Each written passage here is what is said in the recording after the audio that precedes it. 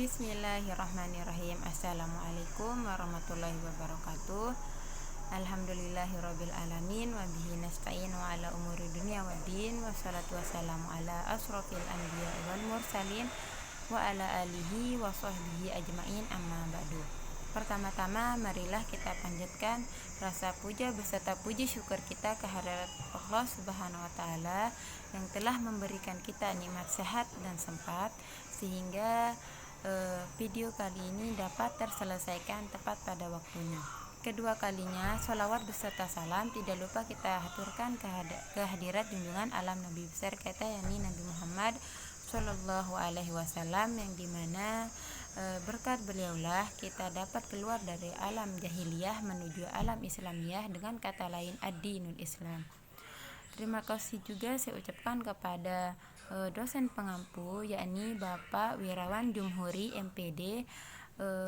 Saya mohon maaf jika ada kekurangan dalam video kali ini atau makalah kami. Kami mohon kritikan dan sarannya yang bersifat membangun agar kedepannya nanti kami dapat memperbaiki di mana tempat salahnya kami membuat makalah dan video supaya menjadi sempurna. Tidak lupa juga saya ucapkan terima kasih kepada teman-teman yang telah mensupport dan telah bekerja sama dalam proses pembuatan video dan makalah kami. Mungkin hanya itu kata pengantar yang dapat saya sampaikan selaku pemateri pertama. Untuk mempersingkat waktu kita mulai saja dengan pembacaan materi pertama, yaitu dengan saya sendiri. Bismillahirrahmanirrahim. Assalamualaikum warahmatullahi wabarakatuh. Perkenalkan, nama saya Sulistiawati, NIM 1901137. Saya di sini sebagai pemateri pertama dengan poin A, yaitu metode membaca huruf Arab. Istilah metode dalam bahasa Arab berarti jalan atau cara yang digunakan untuk mencapai suatu tujuan, yaitu tujuan pendidikan anak dalam Islam. Jadi, dapat disimpulkan bahwa metode yang dimaksudkan adalah jalan atau cara yang dilalui untuk menyampaikan materi pelajaran kepada anak didik sehingga tercapai suatu tujuan. Untuk menyampaikan suatu materi pembelajaran, belajar baca tulis huruf Arab agar mudah diterima oleh peserta didik, diperlukan adanya metode atau cara. Di antaranya adalah sebagai berikut. Pertama, metode gramatika atau terjemah. Metode ini didasarkan pada dua asumsi, di antaranya pertama, bahwa ada satu logika semesta yang merupakan dasar semua bahasa di dunia, dan bahwa tata bahasa merupakan bagian dari filsafat dan logika. Belajar bahasa dengan demikian dapat memperkuat kemampuan berpikir logis, memecahkan masalah, dan menghafal. Asumsi yang kedua yaitu bahwa bahasa pada dasarnya merupakan sistem tata bahasa. Oleh karena itu, menguasai tata bahasa menjadi syarat untuk dapat berbahasa. Metode ini juga berasumsi bahwa bahasa ibu atau bahasa pertama merupakan sistem yang menjadi referensi untuk memperoleh kemahiran bahasa kedua. Metode yang kedua yaitu metode langsung. Metode ini dikembangkan atas dasar asumsi bahwa proses belajar bahasa kedua atau bahasa asing sama dengan belajar bahasa ibu. Juga didasarkan atas asumsi yang bersumber dari hasil-hasil kajian psikologi asosiatif. Berdasarkan kedua asumsi tersebut, pengajaran bahasa, khususnya pengajaran kata dan kalimat, harus dihubungkan langsung dengan benda, sampel atau gambarnya, atau melalui peragaan, permainan, peran, dan lain sebagainya. Dalam metode ini, pembelajar harus dibiasakan berpikir dalam bahasa target. Oleh karena itu, penggunaan bahasa ibu pembelajar dihindari sama sekali. Metode yang ketiga yaitu metode membaca. Metode ini dikembangkan berdasarkan asumsi bahwa pengajaran bahasa tidak bisa bersifat multitujuan dan bahwa kemampuan membaca adalah tujuan yang paling penting dalam pemerolehannya. Kemahiran membaca merupakan bekal bagi pembelajar untuk mengembangkan pengetahuannya secara mandiri. Dengan demikian, asumsinya bersifat pragmatis, bukan filosofis teori. Metode yang keempat yaitu metode audiolingual. Bahasa itu pertama-tama adalah ujaran. Oleh karena itu, pengajaran bahasa harus dimulai dengan memperdengarkan bunyi-bunyi bahasa dalam bentuk kata atau kalimat, kemudian mengucapkannya sebelum pelajaran membaca dan menulis. Asumsi lain dari metode ini adalah bahwa bahasa adalah kebiasaan. Suatu perilaku akan menjadi kebiasaan apabila diulang berkali-kali. Oleh karena itu, pengajaran bahasa harus dilakukan dengan teknik pengulangan atau repetisi. Ajarkan bahasa dan jangan mengajarkan tentang bahasa bahasa juga merupakan prinsip dasar dalam metode ini. Oleh karena itu, pelajaran bahasa harus diisi dengan kegiatan berbahasa, bukan kegiatan mempelajari kaidah-kaidah bahasa tersebut. Metode ini juga didasarkan atas asumsi bahwa di dunia ini berbeda satu sama lainnya. Oleh karena itu, pemilihan bahan ajar harus berbasis hasil analisis kontrastif antara bahasa ibu pelajar dan bahasa target yang sedang dipelajarinya. Selain itu, asumsi lainnya adalah metode ini didasarkan juga oleh teori tata bahasa struktural. Dalam teori ini, struktur tata bahasa dianggap sama dengan pola-pola kalimat. Adapun metode yang kelima yaitu metode komunikatif, di mana metode komunikatif ini memiliki landasan teoritis yang kuat, yaitu hakikat dan fungsi bahasa sebagai alat komunikasi dan interaksi sosial. Metode komunikatif juga didasarkan atas asumsi bahwa setiap manusia memiliki kemampuan bawaan yang disebut dengan alat pemerolehan bahasa. Oleh karena itu, kemampuan berbahasa bersifat kreatif dan lebih ditentukan oleh faktor internal. Dengan demikian, relevansi dan efektivitas kegiatan pembiasaan dengan model latihan stimulus response enforcement dipersoalkan. Asumsi berikutnya ialah bahwa penggunaan bahasa tidak hanya terdiri atas 4 keterampilan berbahasa, tapi mencakup beberapa kemampuan dalam kerangka komunikatif yang luas sesuai dengan peran dan partisipan, situasi dan tujuan interaksi. Adapun asumsi yang lain ialah bahwa belajar bahasa kedua dan bahasa asing sama seperti belajar bahasa pertama, yaitu berangkat dari kebutuhan dan minat pelajar. Oleh karena itu, analisis kebutuhan dan minat pelajar merupakan landasan dalam pengembangan materi pelajaran. Selanjutnya, metode yang keenam yaitu metode eklektik, di mana metode ini didasarkan atas dasar asumsi bahwa pertama, tidak ada metode yang ideal karena masing-masing mempunyai segi-segi kekuatan dan kelemahan. Kedua, setiap metode mempunyai kekuatan yang bisa dimanfaatkan untuk mengefektifkan pengajaran. Ketiga, lahirnya metode baru harus dilihat tidak sebagai penolakan kepada metode lama, melainkan sebagai penyempurnaan.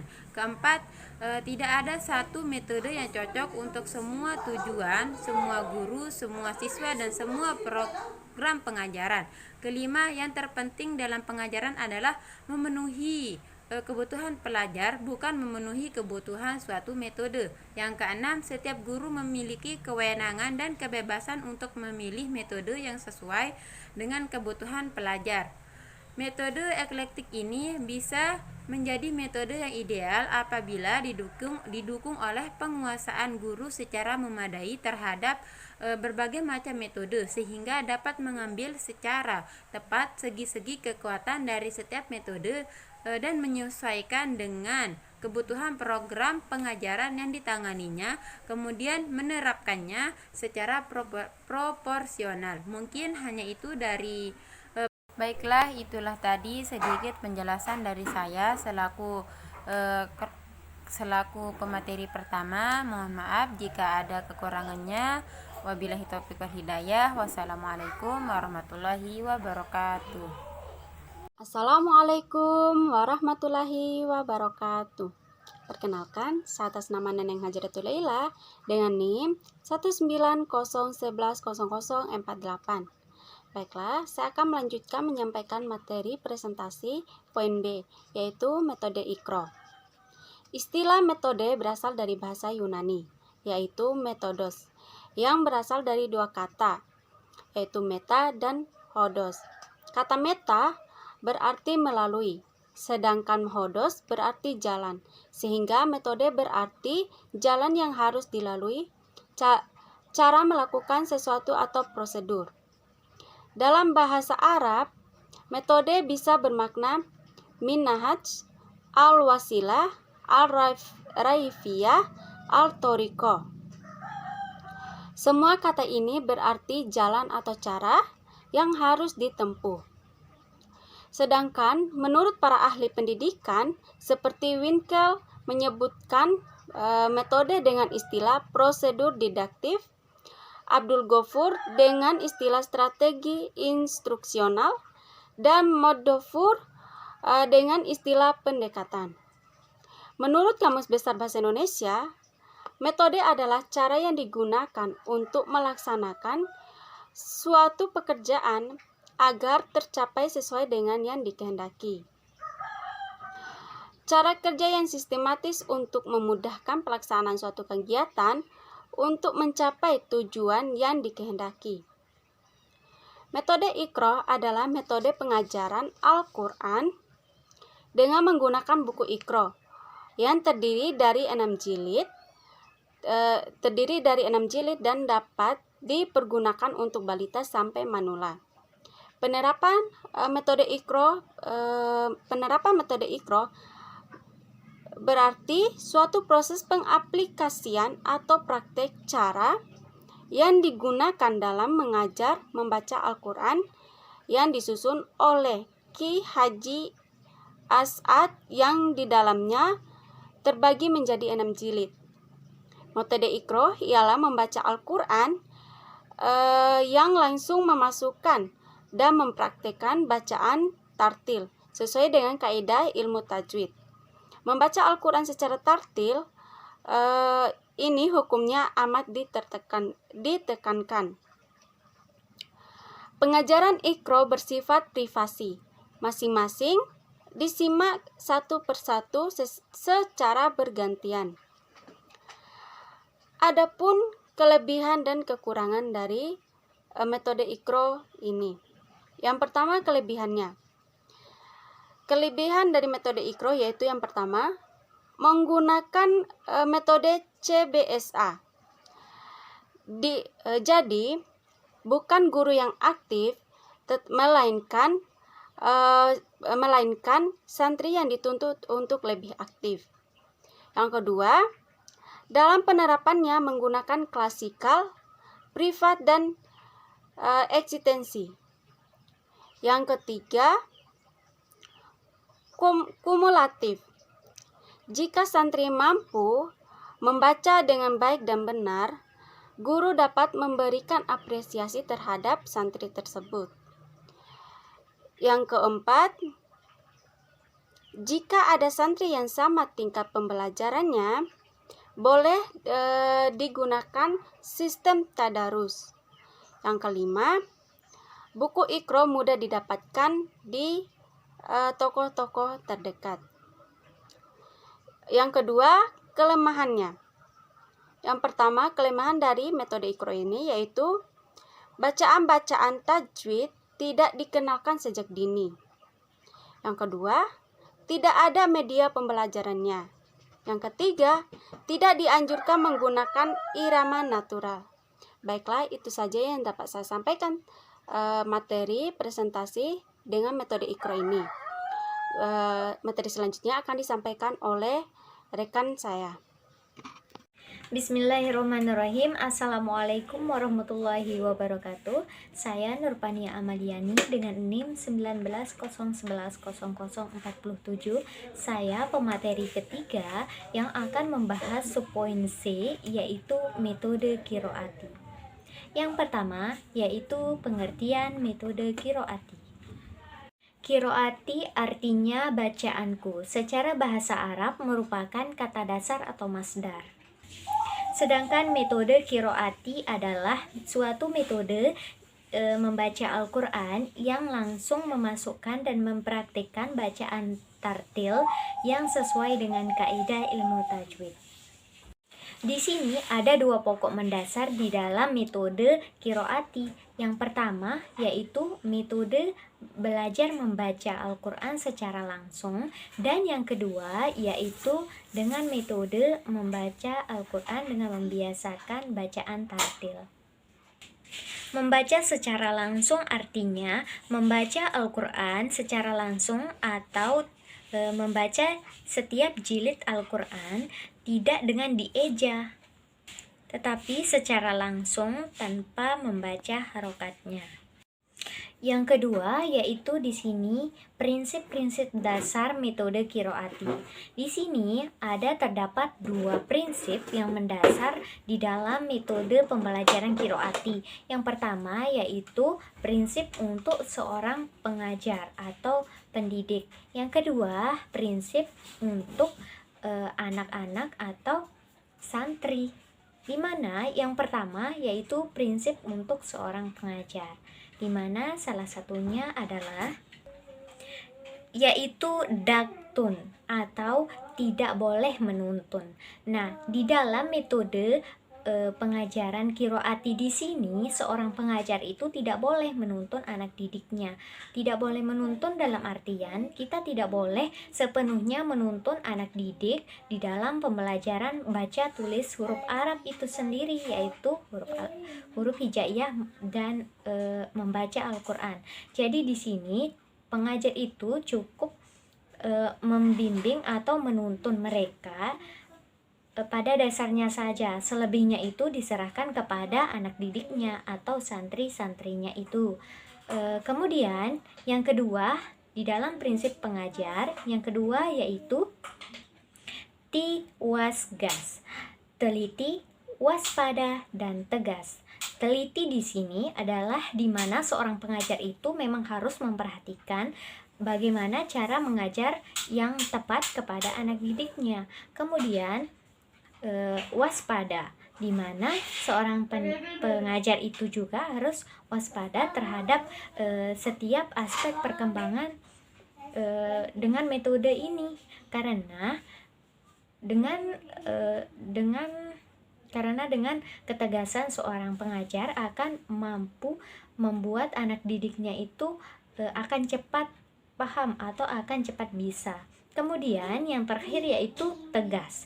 Di samping dengan ketelitian dari seorang pengajar, kemudian kewaspadaan, juga seorang pengajar itu diperlukan ketegasan, bahwa di sini jangan terlalu membeda-bedakan anak. Jadi di sini akan menimbulkan, jika hal seperti itu akan menimbulkan bahwa rasa keirian atau rasa beranggapan bahwa seorang gurunya atau pengajarnya itu akan pilih kasih. Tidak seperti itu. Dalam metode qiraati di sini itu pengajar diarahkan atau pengajar diharapkan untuk tegas pada setiap anak-anak didik mereka itu sendiri. Prinsip yang kedua yaitu prinsip untuk siswa atau santrinya, di mana di dalam prinsip ini juga terdapat dua macam hal yang harus diperhatikan. Yang pertama yaitu aktif dan mandiri, di mana di dalam metode qiraati di sini siswa atau santri lebih kepada siswanya itu aktif, kemudian siswa atau santrinya itu mandiri di dalam proses pembelajaran berlangsung. Karena dengan metode ini seorang pengajar itu bertugas untuk mendampingi, selebihnya itu adalah tugas daripada siswa atau santri itu sendiri, yaitu dengan cara mereka melakukan pembelajaran secara mandiri, akan tetapi dalam pantauan pengajar atau gurunya tersebut. Kemudian yang kedua yaitu LCTB, yaitu lancar, cepat, tepat baca.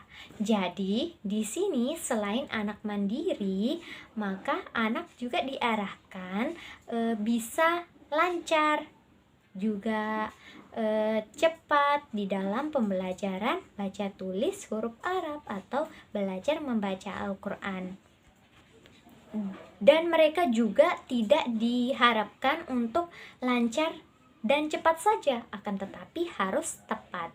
Maka di sini peran pengajar sangat diperlukan juga di dalam pengajaran metode Qiroati di sini, karena selain mereka diharapkan untuk mampu lancar dan cepat, akan tetapi dibarengi atau diharapkannya juga agar siswanya itu tepat di dalam membaca serta menulis huruf Arab atau membaca Al-Quran.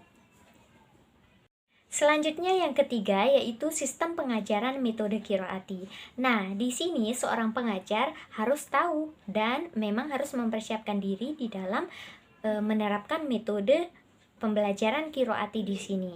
Di sini terdapat banyak sekali sistem pengajaran yang harus guru terapkan kepada siswa atau anak didiknya. Salah satunya adalah sejak awal anak diajari langsung membaca huruf Arab dengan bacaan lancar dan tanpa mengeja.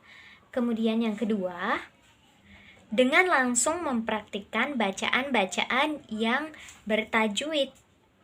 Kemudian yang ketiga, yaitu materi yang diberikan kepada siswa itu yaitu bertahap. Begitu dari yang mudah menuju yang sulit, kemudian dari yang umum menuju yang khusus. Tentunya yang sesuai dengan kaidah. Yang keempat di sini yaitu dengan metode ini mereka belajar menggunakan prinsip modul. Artinya di sini yaitu tidak boleh belajar modul selanjutnya apabila modul yang satunya atau modul yang sebelumnya belum dikuasai. Selanjutnya yang kelima yaitu metode ini menekankan banyak latihan, karena dengan latihan akan memudahkan si pengajar dan siswa lebih fokus dalam mengembangkan pembelajaran baca tulis Al-Quran mereka. Yang keenam yaitu metode ini belajar sesuai dengan kemampuan dan kecerdasan siswa atau santrinya. Yang ketujuh, tidak lupa dengan mengadakan evaluasi setiap hari atau setiap pertemuannya.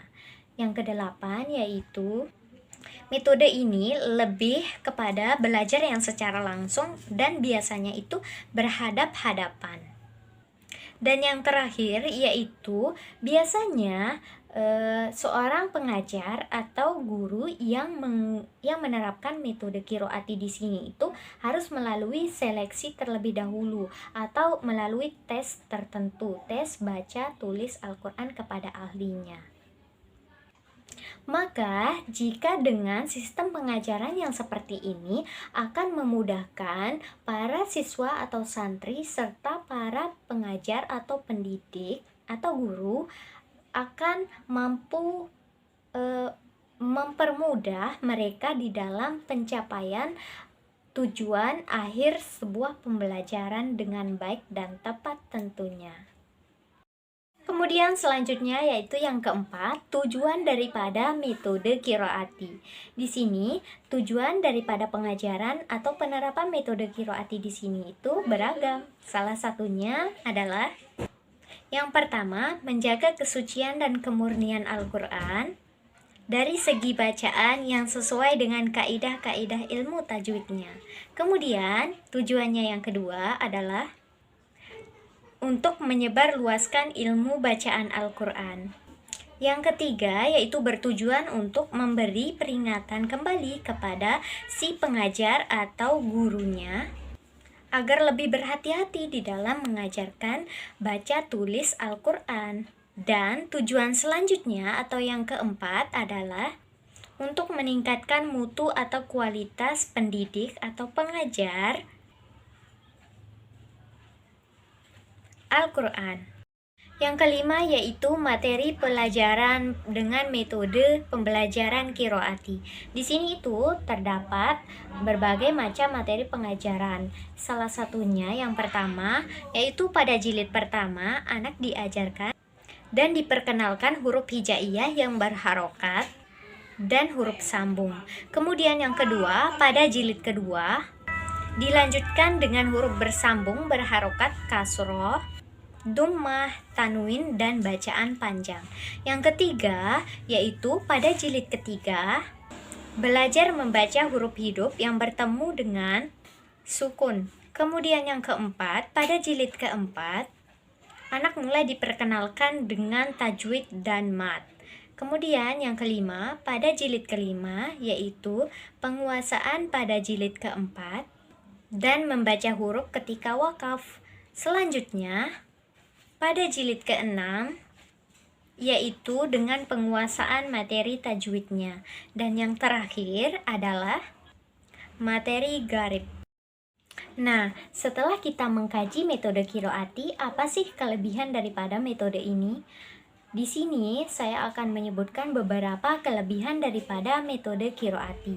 Salah satunya yaitu yang pertama, salah satu metode ini sangat banyak menerapkan metode yang digunakan. Kemudian yang kedua yaitu dalam metode ini banyak sekali terdapat prinsip untuk guru atau pengajarnya dan untuk siswa itu sendiri. Yang ketiga yaitu pada metode ini setelah membaca atau khatam 6 jilid maka akan diteruskan dengan bacaan-bacaan gharib.